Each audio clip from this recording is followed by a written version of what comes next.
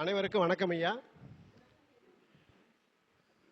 நம்ம அகத்தியர் ஜோதிட வித்யாலயா அறக்கட்டளையிலிருந்து வருகை புரிந்திருக்கிறோம். வணக்கம். மோகனூர்ல, கரூர் மோகனூர், நான் பிறந்தது கரூர், இருக்கிறது மோகனூர்ல. அங்கிருந்து உதயமாகி இன்னைக்கு ஜோதிடத்தில் நம்ம வளம் வரணும்னு அந்த ஊருக்கு போனதுக்கு அப்புறம் தான் இந்த பிரபஞ்சம் இந்த வாய்ப்பு கொடுத்துச்சு எனக்கு. ஆனால் 26 வருஷமா ஜோதிடத்தில் இருக்கிறோம். எந்த இடத்துல நாம் போய் சேர்றோமோ அதை பொறுத்து தான் நம்மளுக்கான பயணங்கள் அது கன்வெர்ட் ஆகும், அப்படி மாறும். நாம் பிறக்கும் போது எப்படி பிறந்தோமோ அதே மாதிரி இருக்கிறது இல்லை இல்லையா, எப்படி மாறி மாறி வரோமோ அதே மாதிரி அந்த நிகழ்வுகளும் அப்படிதான் மாறும் அப்படிங்கிறத நிதர்சனமான உண்மை. அப்படிங்கிற அடிப்படையில் நம்ம மோகனூருக்கு போனதுக்கப்புறம் அந்த மோகனூருங்கிற எழுத்து 4ஆம் நம்பரில் ஆரம்பித்ததுனால ராகுவோடைய துணை அங்கே இருந்துச்சு. அப்போ அந்த இடத்துல போய் நம்ம ஆரம்பிக்கிறதுக்கான பிரார்த்தம் எப்படி வந்துச்சுன்னு எனக்கு தெரியல அப்படிங்கிற நிதர்சனமான உண்மையோடு இருந்தேன் நான். அன்னைக்கு போய் அங்கே போய் இணையிறப்ப பார்த்தீங்கன்னா ராகுங்கிறது 4ஆம் நம்பராக இருக்கிறனால எனக்கு ராகு யோகியாக இருக்குது அப்படிங்கிறத எனக்கு ஒரு விஷயத்த கிடைச்சிது. இப்போ ஜோதிடத்தில் நிறைய விதிகள் இருக்கு சரியா, ஒவ்வொருத்தரும் ஒவ்வொரு விதியை பயன்படுத்தி ஜோதிடம் பேசுகிறோம் சரியா. ஆனால் இதில் என்ன ஜோதிடருக்குள்ள என்ன ஒற்றுமை இல்லை அப்படின்னா, நான் சொல்வதுதான் உண்மை தவிர வேறு இல்லை அப்படின்ற ஒரு கருத்து சொல்றாங்க, தப்பு இல்லை. ஆனால் ஒவ்வொருத்தரும் படித்த கருத்துகளும் ஜோதிடங்களும் உண்மையானது தான், நல்லா ஃபஸ்ட்டு புரிஞ்சுக்கணும். அதாவது அவங்கவுங்க கருமாவுக்கு கிடைஞ்ச பதில் தான் அவங்க ஜோதிடமாக பயணிக்கிறாங்க. அப்போ நான் அந்த இடத்துல இருக்கிறப்போ பார்த்தீங்கன்னா நாம ஜோதிடத்தில் நம்ம பாரம்பரியத்தில் எல்லாருமே ஆரம்பத்தில் ஸ்டார்டிங்கில் எல்லாம் பாரம்பரியத்தை தொட்டு தான் வரோம். ஏன்னா 27 நட்சத்திரம் தெரியாமல் ஜோதிடம் பார்க்க முடியாதுல்ல. 27 நட்சத்திரம் 12 ராசி இதெல்லாம் தெரிஞ்சுதான் ஜோதிடம் பார்க்க முடியும். அதுக்கப்புறம் தான் வெவ்வேறு பிரிவுகளாக படிச்சு அதில் ஆழமாக இருக்குது, அதில் முயற்சியாக இருக்குது, அதில் நிறைய இருக்குது, நான் கொடுக்குறேன் ஜெயிக்கிறேன்னு சொல்கிறோம் சரிங்களா.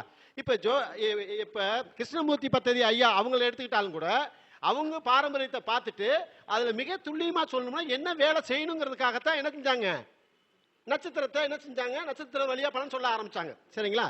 ஆனால் அடிப்படை இல்லாமல் பலன் சொல்ல முடியாது அப்படிங்கிறது நிதர்சனமான உண்மை.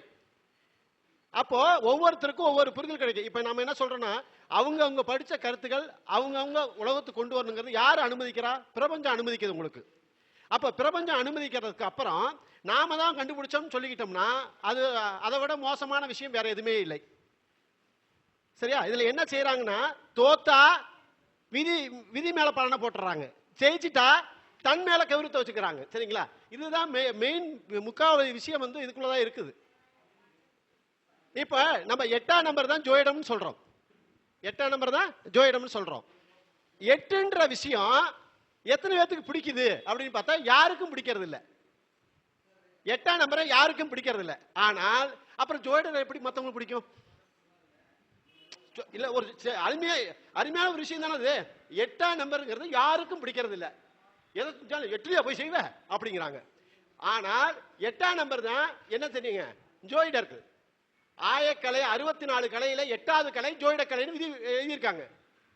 அப்ப 8வது கலைய ஜோதிட கலைய வச்சாங்கன்னா புதஞ்சு கிடக்கிற விஷயத்த சரியா, ஆழமா இருக்கிற விஷயத்த எடுத்து சொல்ற பவர் ஜோதிடருக்கு தான் உண்டு அப்படிங்கறத ஜோதிங்கிற விஷயத்த அங்க வச்சாங்க. அப்ப கடவுள் என்னங்க, ஜோதி தான் கடவுள். இன்னைக்கு இந்த விசேஷத்தை செஞ்சு இவ்வளவு தூரம் பிரமாணம் ஒரு விஷயத்தை கொண்டு வந்திருக்காரு அப்படின்னா அவர் முதல் ஏத்துற தீபம் என்னங்க, அதான் ஜோதி. அருப்பெருஞ்சோதின்னு சொல்லி செய்யறாங்க. ஆனா அந்த அருப்பெருஞ்சோதிக்குள்ளதான் நாம பயணிக்கிறோங்கிறது யாருக்கும் தெரியாம இருக்கணும்னு நான் சொல்றேன். அருப்பெருஞ்சோதிகளை தான் ஜோதி தான் விளக்கம். அதனாலதான் அப்ப ஜோதினா யாருங்க, ஆழ்ந்த சிந்தனை உள்ளவங்க தான் ஜோதிக்குள்ள அடைய முடியும். ஜோதி அடைஞ்சிட்டாங்களே அப்ப இறந்துட்டாங்க அவங்க, என்ன ஜோதி ஆயிட்டாங்க அப்படின்னு சொல்லுவாங்க. இறந்துட்டேன்னு சொல்ல மாட்டாங்க, என்ன சொல்லுவாங்க, ஜோதி ஆயிட்டான்னு சொல்லுவாங்க. இப்போ இந்த 8ஆம் நம்பர் பெசல் என்ன, 8ஆம் நம்பர் மட்டும்தான் எங்க ஆரம்பிச்சதோ அதே இடத்துல முடியும், வேற எந்த இடத்து முடியாது. அப்ப 8ஆம் நம்பர் எவ்வளவு பெரிய பெசல் என்ன, அது என்ன பிறக்கிறதையும் இறக்கிறதையும் யாரும் கண்டுபிடிக்க முடியாதுன்னு சொல்றதுதான் அது, அதோட நியம் புரிஞ்சுக்குங்க. பிறப்பையும் இறப்பையும் யாருனாலையும் கண்டுபிடிக்க முடியாது. யாருனால மட்டும் கண்டுபிடிக்க முடியுமா, ஜோடினால மட்டும் கண்டுபிடிக்க முடியும் அப்படிங்கிற விஷயத்தை கொடுத்திருக்கான். ஏன்னா முதல் கடவுளுங்கிறது ஜோதி, அடுத்த கடவுள் யாரு அப்படின்னா ஜோதிடர்கள் தான். நல்லா ஃபர்ஸ்ட் புரிஞ்சுக்க, முதல் கடவுள் ஜோதிங்க, அடுத்த கடவுள் யாருன்னா ஜோதிடர்கள் தான். அதான் 8ஆம் இடம் அனுபவிக்கிறவங்க. 8ஆம் இடத்தை அனுபவிக்கிறவங்க தான் ஜோதிடர்கள். சரியா? அப்ப 8ஆம் இடம் இல்லாம ஜோதிடம் இல்லை. 8ஆம் இடங்கிறதா எல்லா விஷயத்தையும் உற்பத்தி பண்ணி கொடுக்கிற பவர். 8ஆம் இடங்கிறதா பேச மாட்டேங்கிறீங்க, 8ஆம் இடம்னா வேணாங்கிறீங்க, 8ஆம் இடத்து நட்சத்திரம் வேணாங்கிறீங்க. அப்போ இன்னைக்கு ஓடுற நட்சத்திரம் என்னங்க? அனுசம். அது எத்தனாவது நட்சத்திரங்க? 8வது நட்சத்திரம். அதாவது 17வது நட்சத்திரம். 7 1 கூட்டினா 8. அப்போ சனியோட நட்சத்திரம் ஃபுல்லாவே என்ன செய்யுதுங்க? 8வது நட்சத்திரமா வரும் கணக்கு. அதுதான். அதாவது அசுவினில இருந்து 8வது நட்சத்திரம் பூசம். சரிங்களா? அசுவினில இருந்து 17வது நட்சத்திரம் எதுங்க? அனுசம். அதே மாதிரி அசுவினில இருந்து 26வது நட்சத்திரம் எதுங்க? உத்திரட்டாதி. அப்ப இவங்க எல்லாம் 8 தான். இவங்க எல்லாம் என்னதுங்க? 8 தான். அப்ப 8ஆம் இடத்துல உதயமாகிற நட்சத்திரத்தினுடைய பொக்கிஷம் என்ன அப்படின்னா பூர்வ புண்ணியத்தை எடுத்து கொடுக்கக்கூடிய பவர் அதுதான். அதே மாதிரி சனி பகவானுக்கு ஆயுள்காரன் கொடுத்துருக்கிறான். நீங்க ஆயுள படிக்கணும்னா எதை தெரியும்? இப்ப சனியை பார்க்க கூட எதை பார்க்கணுங்க? கேதுவை தான் பார்க்கணும். ஒரு மனிதன் ஆயுள் இருக்குமா இல்லையான்னு எதை பார்க்கணுங்க? கேதுவை தான் பார்க்கணும். ஏன்னா அந்த 8வது வீட்டுல உச்சமானவன் யாருங்க? கேது. சரியா? நீ ஜோயிடனா நல்ல ஜோயிடனா அப்படின்னா கேது எந்த இடத்துல இருக்குதோ அதை பொறுத்து அவன் ஜோயிட பழமை இருக்கும்.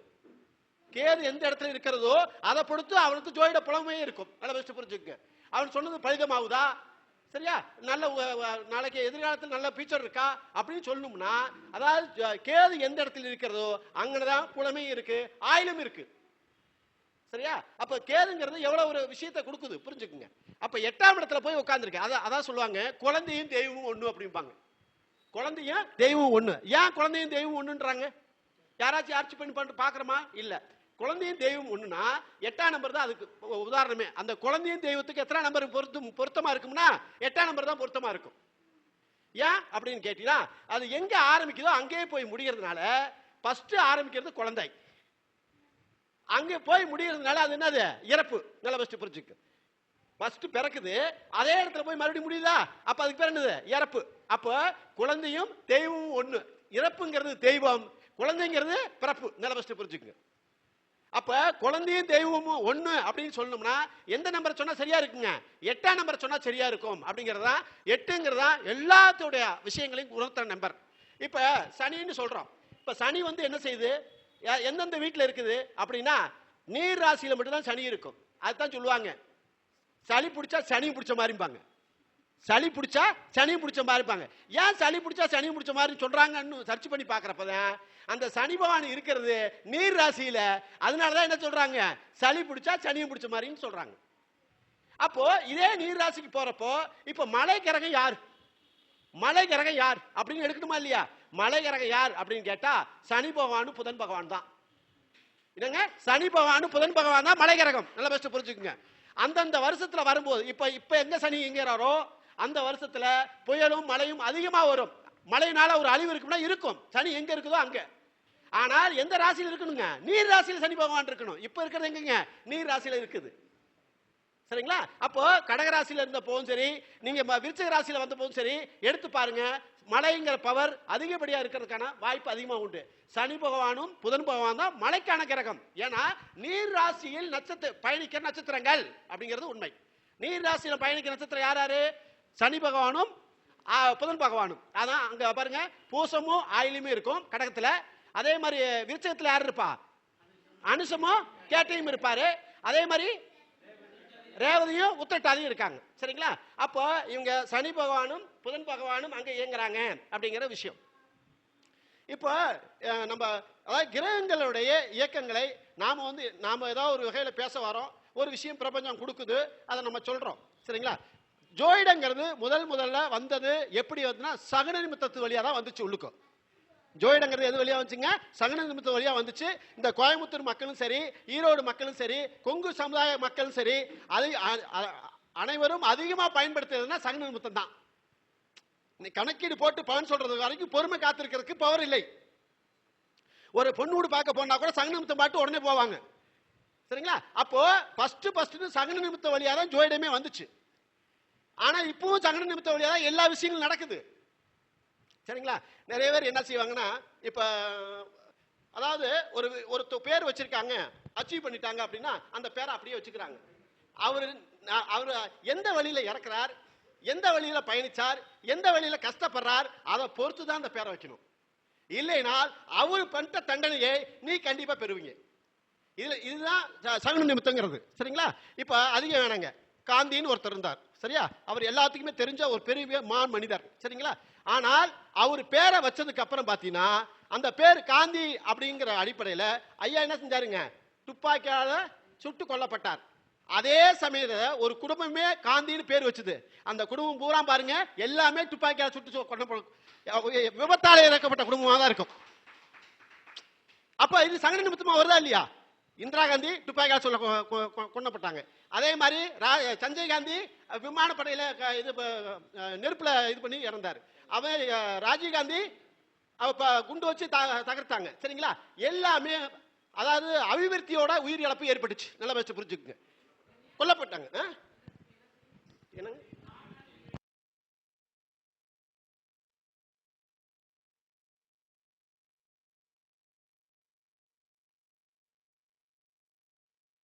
அப்போ அதாவது சகுன நிமித்தங்கிறது அப்ப அவங்க வந்து மரியாதைக்காக அந்த பேரை வச்சாங்க. நல்லா வச்சு புரிஞ்சுங்க. இப்படி நிகழ்வு நடக்கும்னு யாரும் அந்த பேரை வைக்க மாட்டோம். அந்த இடத்துல அதுதான் ஜோதிடங்கிறது. ஜோதிடங்கிறது ஜோதி அங்கதான் இருக்குது. அதாவது அவரோட பயணிக்கிறவங்களுக்கும் இறப்பு நாம மனுஷன் என்ன செய்வான், இறப்பை ஏத்துக்க மாட்டோம். நல்லா ஃபர்ஸ்ட் புரிஞ்சுக்கணும். சந்தோஷமா வாழணும்னா ஒவ்வொருத்தருமே பயணிப்போம். ஆனா இப்படி பேரை வச்சா நம்ம இறந்துரும் நினைச்சா அந்த பேரை வச்சிருக்கவே மாட்டோம். நம்ம கண்டிப்பாலுமே வச்சிருக்க வாய்ப்பே கிடையாது. ஆனா அதுதான் நடக்கும். அதுதான் நடக்கும். அதுதான் பிரபஞ்சம். அதான் உங்களோட இனத்தோட இருக்கிறவங்களுக்கு உறுதிப்படுத்தணும்னால் அப்படித்தான் நடக்கும். நல்லா ஃபர்ஸ்ட் புரிஞ்சுங்க. இப்ப காந்தி அப்படின்னு பேர் வச்சா அவர் வந்து என்னது உலகத்தினுடைய சமாதான புறால் அப்படின்னு கூட எடுத்துக்கலாம். நல்லா ஃபர்ஸ்ட் புரிஞ்சுங்க. உலகத்தை நல்வழிப்படுத்துறதுக்கு மூல காரணமா இருந்தவர் அப்படின்னு எடுத்துக்கலாம். ஆனால் ஏன் அவரை துப்பாக்கியால சொன்னாங்க அப்படிங்கிறப்போ இந்த இடத்துல அந்த விஷயம் வந்து தவறுதலா இருக்கு அப்படிங்கறத விஷயம். அப்போ அவரை கொன்னதுனால அவங்க அந்த பேரை வச்ச குடும்பம் ஃபுல்லாவே என்னதுங்க அபிவிருத்தினால இறந்த மாதிரி காட்டிடுச்சு. சரிங்களா? அதாவது திடீர் இறப்பு, சரி மாரடைப்பு, நெஞ்செடுப்பு அப்படின்ற மாதிரி சொல்லுவோம் இல்லைங்க. இதெல்லாம் அபிவிருத்திக்கு உட்பட்ட இறப்பு தான் இது. அப்ப துப்பாக்கியில சுட்டாலும் சரி, அல்லது அதாவது குண்டு வச்சு தகர்த்தாலும் சரி, அல்லது விமான விபத்துல இறந்தாலும் சரி, எல்லாமே என்ன செய்வாங்க, ஒரு அணிவிப்பு வர வயசுல திடீர்னு இறந்துட்டாங்க. நல்ல பெஸ்ட் புரிஞ்சுங்க. அப்ப அந்த காந்திங்கிற பேரு அங்க அப்படியே டைப் ஆகுதுன்னு நான் சொல்றேன். சரிங்களா? இப்ப அதிகம் வேணாங்க. பாரதி ஐயா அவரு இருக்காருல்ல, அவரு இறந்தாருல்ல, திடீர்னு இறந்தாருல்ல. எப்படி இறந்தாரு?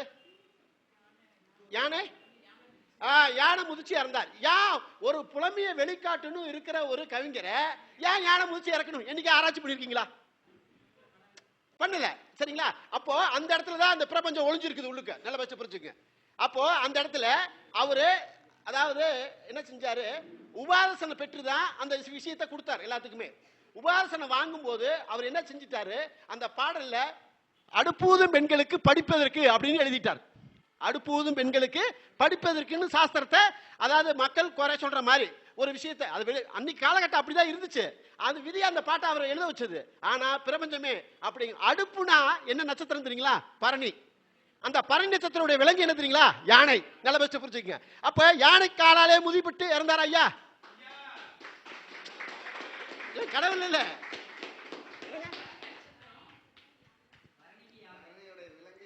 பரணியோட விலங்கு யானைங்க.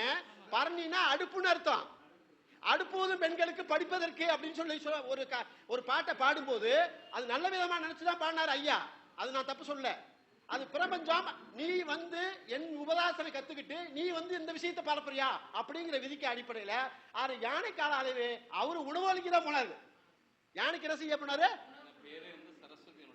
ஆமாங்க. அதுக்கு படிப்பு வேண்டாம் அப்படிங்கிறப்போ அப்ப அது பாருங்க ஐயா ஒரு விஷயத்தை சூப்பரா கொடுத்துருக்காரு இப்போ. சரிங்களா? அப்ப படிப்பே சரஸ்வதிக்கு ஒரு விஷயம். நல்லா வச்சு புரிஞ்சுக்குங்க.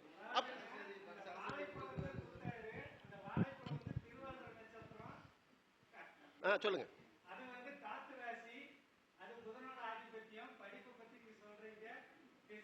Right, okay.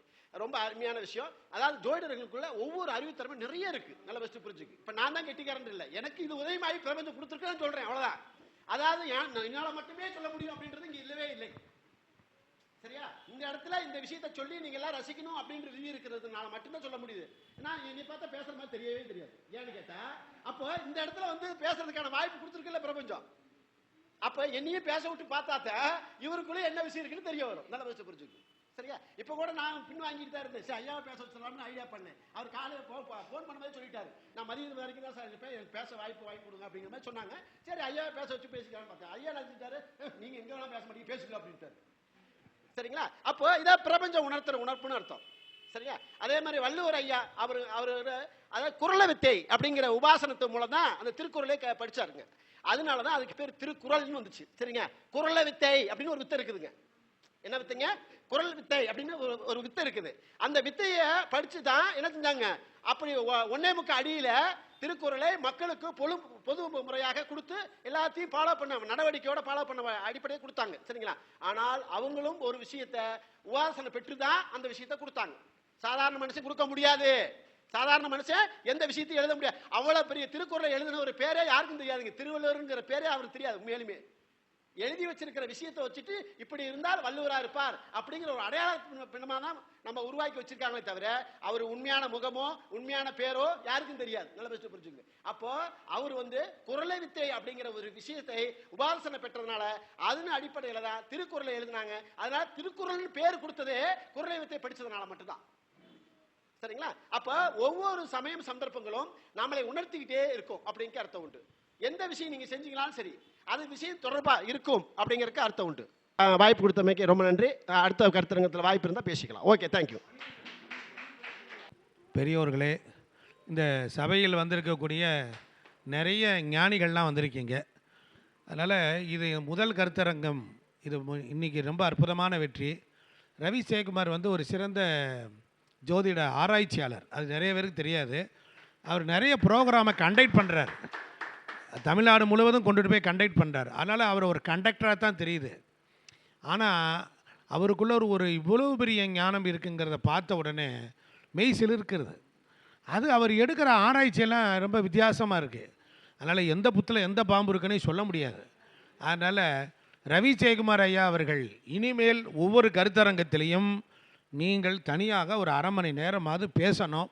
உங்களுடைய ஜோதிட சேவை உலகத்துக்கு தெரியணும். ஏன்னா நீங்கள் மாத்திரம் அண்ணா வணக்கம்.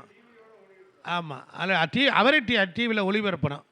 நல்ல சிறந்த ஒரு அற்புதமான நண்பர். இல்லைன்னா அவரை சுற்றிலும் ஒரு 15-20 ஜோதிடர்கள் நாங்கள் அது ஒரு நல்ல காந்தம். நாங்கள் இந்த தேனி இரும்புகள் அந்த காந்தத்தோடு இணைக்கப்பட்டிருக்கிறோம். அதனால் அவர் ஒரு நல்ல ரயில் என்ஜின். ஒரு என்ஜின் தான் நெருப்பை உற்பத்தி செய்து கொண்டு தன்னுடைய பயணத்தை துவங்கும். அதோடு இணைந்த பெட்டிகள் ஜஸ்ட் கப்ளிங் மாத்திரம் பிடிச்சா போதும். நாங்கள் கப்ளிங்காக இவரை பிடித்திருக்கிறோம். அவர் ரயில் என்ஜினாக போய்கொண்டே இருக்கிறார். அதனால் அவருக்கு ஜோராக எல்லாரும் உண்மையிலே கையை தட்டுங்க.